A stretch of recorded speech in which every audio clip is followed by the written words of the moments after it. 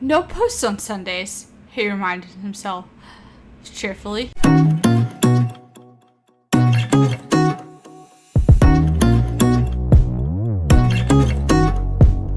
Hi, this is Lola, and this is Lola AnnaBelle, and this is the third installment of me reacting to Harry Potter, and we're going through the Sorcerer's Stone right now, Chapter 3. This is the letters from no one. Sit back, relax. I will be having footage of either me crafting or me painting, and these are just my thoughts and opinions and kind of like my thoughts as I've read through the chapter, and I hope you enjoy. So let's get into it.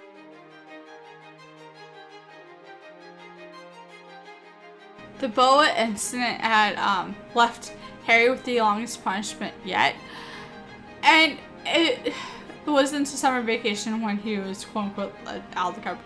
But first of all, like, was he allowed to finish up school? Like, what were the parameters of this punishment? Anyway, once again, I will say this: the Dursleys have are the masters of the bare minimum, and so he probably did not go to school. They're probably like, it's good enough, right? So by the time he gets out, we find out that Dudley has broken some of his presents already. He's surprised, and he also knocked over Mrs. Fig crossing the street on her crutches. Or Mrs. Fig, Dudley, you gotta be more careful. So we also find out that Dudley's gang is over every single day, and their favorite sport, well, they participate with Dudley, is Harry hunting. And so, but we also find out that Harry spends most of his days out of the house just wandering the streets. Also, really sad. I know this is like kind of set in the 80s and that's a different time period, but like, I'm surprised Harry didn't get into any more trouble than he did. So anyway, but he's kind of happy, right? He thinks about September coming up, and this is going to be the first time since, like, he's not going to be going to school with Dudley. Harry's going to be going to public school, Stonewall High, and Dudley is going to be going to a private school, Smelting's, Vernon's old school. And I'm pretty sure Mr. Dursley paid some sort of money, or just, like, that's what it was for Dudley to get in, because we all know Dudley isn't the sharpest tool in the chest. And Dudley, of course, gives Harry a hard time by saying, like, they initiate the kids by, like, giving them a swirl in the toilet, and Harry throws it back to him, and Dudley is too dumb on the spot to really think. So Harry gets to spend the day with Miss Figgs finally again. You know that 1 year that wasn't a year kind of thing, and she has to take Dudley to get his new uniform. And we find out Mrs. Fig broke her ankle over one of her cats, and she's no longer as fond of her cats as she used to be. Mood. But so she allows Harry to watch television, and she gives him a cake that tastes like it's been in the fridge for a year. And so that evening, Dudley and Petunia are back, and Dudley's showing off his new school uniform. And that's a maroon tailcoat, orange knickerbockers, and a straw hat that they call a boater. You've probably seen them, like, when in the movie, but also I'm thinking of, like, barber quartets, like they usually wear those, like that kind of era. And he has a stick called a knocker, which the boys use to hit each other when the teacher is not looking. This is supposed to kind of teach them a life lesson kind of thing. I'm like, that's just, that would be a thing, right? So Harry's just trying not to laugh, which I'm sure, like, Dudley looked ridiculous. And Vernon's proud, but, like, Mr. Proud means your son accomplished something. You most likely paid money for him to get in there. His academics didn't get him in there. He's not going on a scholarship. Probably not. And Aunt Petunia is like, her little boy's growing up, also feeling the same. It happens. I think no matter who the parent is, you kind of get those like feelings that like you blink and they're that much older, right?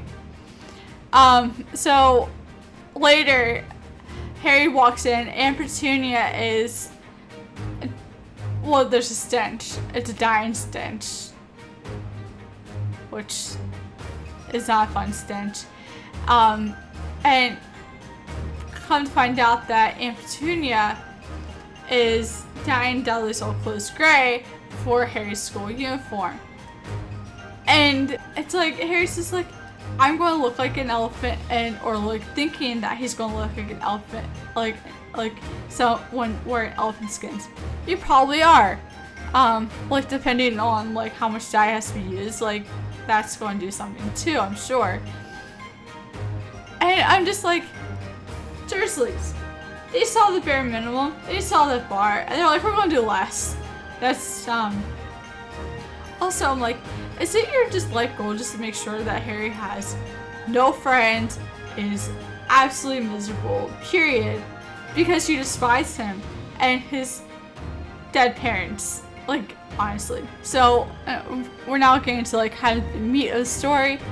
And so like it's a morning and Dudley's like, Vernon tells Dudley to go get the mail, and Dudley does a song and dance, make Harry do it, so Harry goes to get the mail.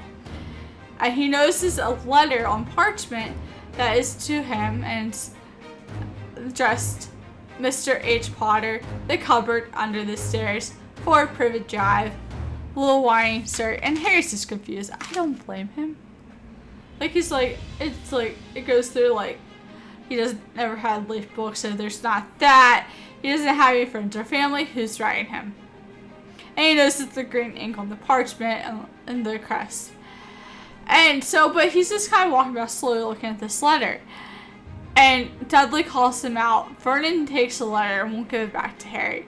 And Vernon, of course, knows it and calls her Petunia, and they're just like, not distraught, gasping, right? And Vernon kicks out Harry and Dudley, and they kind of like squall it over. So Dudley's listening through the keyhole, and Harry's at the floor listening at the bottom of the door. And like they're kind of like talking, and Petunia's like, you don't know these people, they're still gonna find him. But the next day, or like later that day, it's like, oh, Harry, we thought you're going to break out of this cupboard. You're going to move over up to Dudley's second bedroom. And Dudley's just not having this. But the Dursleys are probably like, they're never going to find him here again. Like, they're just set for it, right? And we find out that the second bedroom's pretty much like where all the broken toys go to live. It's not used much else but for storage. But there's a bird cage. And I'm wondering if that's the same bird cage that Mr. Dursley uses to make Hedwig stay in all summer when Harry brings her home. And so Harry sets an old alarm that was in the room for 6 a.m. to go get the mail. Just to find out he almost steps on Uncle Vernon, was sleeping by the door in a sleeping bag for the same reason. And so Vernon makes Dudley go get the mail, and as like, Dudley's carrying around this stick everywhere. But there's another letter for Harry, and it says Mr. H. Potter, the smallest bedroom, 4 Privet Drive. Like Harry must be getting excited, like whoever's really trying to get to him, but he still doesn't know how they know where he is sleeping, right? It's kind of creepy. I'd be creeped out. And as we saw in the first chapter, we kind of see Uncle Vernon's like go into madness or getting a little crazier as the chapter comes along. And so he stays home from work and he boards up the mailbox and he's like, oh, that'll do it. But somehow 12 letters get under the door. And he gets more crazy and he tries to steal the house even further to the point where they can't leave the house. Crazy.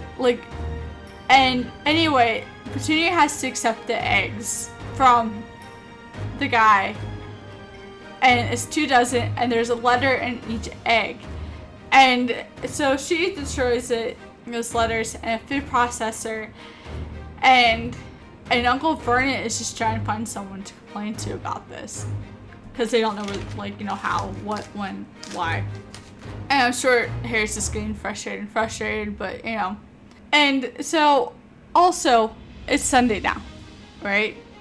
And Mr. Dursley's all happy and excited because no post comes on Sunday. And kind of right as he says that, letters start hitting the back of his head coming through the fireplace. And he yells out everyone to get out. Harry tries to catch a letter on his way out, and Vernon kind of grabs him and throws him out and shuts the door behind him. And they still hear the letters kind of rushing in. And Uncle Vernon's just like, that's it, everyone pack, meet me back here in 5 minutes. We're leaving. And one of the funniest things ever is Dudley tries to take his computer and TV, and once again, I've mentioned this is the 80s or around there, and computers were huge, heavy, and same with TVs. And so I imagine a duffel bag, it just kind of not even closing at all as he's trying to get this down to the car. Because he can't live without his TV or computer. Also, who knows how long they're going to be gone, right? That's probably what Dudley's thinking. Although in his head, 1 day is too long, right? And so the first place they end up is they end up at a motel on some outskirts of a town, of a larger city. And Mr. and Mrs. Dursley are in one room and Dudley and Harry on another. Dudley's snoring, but the next morning they're eating cornflakes and all that, and the clerk of the motel comes up to them and asks if there's a Harry, and Vernon snatches the letter out of the clerk's hand, and it says, Mr. H. Potter, room 17, Melville Hotel, Cokeworth. Harry has to be frustrated at this point and also excited. Who the hell's writing him? Why do they want him so badly? Right? So, and also Vernon's upset and stuff. So this takes us on kind of a more madness, and they start driving. Well, Vernon's driving and he's making sharp turns every once in a while, and this goes back and forth. He stops and he's like, oh, they're going to find us here, this is not going to do. But eventually he stops the car, gets out, comes back with a long skinny package, and this guy, a toothless kind of guy, it's oh yeah, this man has agreed to lend us this boat, and he points to this house up on this rock, and that's where they're going to stay in the night. But during this, Dudley's worried about his father. He's missing shows. Harry's oh my gosh, Dudley knows his days and weeks because of TV programs, his birthday's tomorrow. Petunia's not saying a word because she doesn't want to upset her husband. I'm pretty sure a flying on his nose would upset him at this point. The man has gone nuts. And so they eventually get in the house, and Vernon brought quote-unquote rations, which ends up being 4 bags of chips and 4 bananas. And he tries to start a fire with the bags of chips, I'm guessing after they eat them, and fails miserably. Petunia makes a bed for Dudley on this lumpy, moth-eaten couch with moldy blankets, and Mrs. Dursley and Mr. Dursley, of course, take the bedroom, which is also not in that great of shape either. And Harry's left to find the softest spot on the floor, and I'm you could have just at least gotten him one blanket. Hi. But once again, as I mentioned, they saw the bare minimum and decided to go lower. And so it's cold, and Harry's just staring at Dudley's watch, which lights up. And so the countdown begins to his birthday. 5 minutes. The storms outside is getting stronger, and he kind of wonders if like the house is going to stay intact. But he's like, oh, it's probably going to be warmer if it does collapse, right? That just breaks my heart. 4 minutes. He wonders if number 4 Privet Drive is filled with letters at this point. I have a thought. Like, do you think they're watching the house and they took care of the letters, like they zapped them? Just curious. Okay. 3 minutes. He hears noise outside. He's wondering if it's the sea making that noise. 2 minutes. There's a funny grumbling noise. 1 minute. He'll be 11. 30 seconds and counting. He thinks about waking up Dudley to annoy him. 3, 2, 1. Boom! Someone wants him. And I'm just like thinking, I'm like, and also like he was just like, I wonder if Dursleys remembered his birthday, and he got a sock and a hanger, like pair of socks that were worn by Mr. Dursley, and probably the socks that like don't have holes in them quite yet, but they're definitely like threadbare, from the Dursleys, and a hanger. And probably, it's probably a wire hanger, because this is once again in the 80s. I don't think plastic hangers were crazy popular. And he's just lonely, and it breaks my heart. So, and I'm going to say this, the Dursleys frustrate me crazy, because during this, I'm like, just let the boy go. But they hate those people, and so it's just like, no, they're gonna stop. It's like kind of like a rock in a hard place, and just get him out of your hair because you don't want him there, but you also do want to stomp out this quote-unquote magic out of him. So let me know your thoughts on this chapter, from like a adult standpoint. It frustrates me the adults in this book sometimes now in a lot different ways than I thought they would. So yeah, that's gonna be it. So I once again would love to know your opinions, and leave a birthday cake emoji down in the comments if you made it this far.